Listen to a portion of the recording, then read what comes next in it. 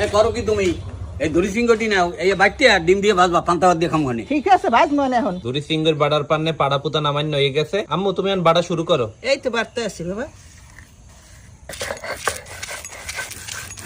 দড়ি সিংহের বাড়া হয়ে গেছে।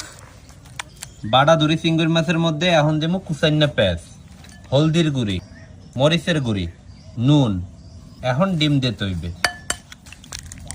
এখন সবকিছু একলগে মাখতে হইবে। রবিন মা হয়ে গেছে এখন ভাজমু। আচ্ছা আম্মু ভাজো। ভাজার পান্নে ফ্রাই প্যানের মধ্যে দিয়ে দিতে আছি সোয়াবিন তেল। আম্মু তেল তো গরম হয়ে গেছে, এখন এই তেলের মধ্যে ডিম আর চিংড়ি মাছের মিশ্রণ দিয়ে দাও। দিতে আসছি।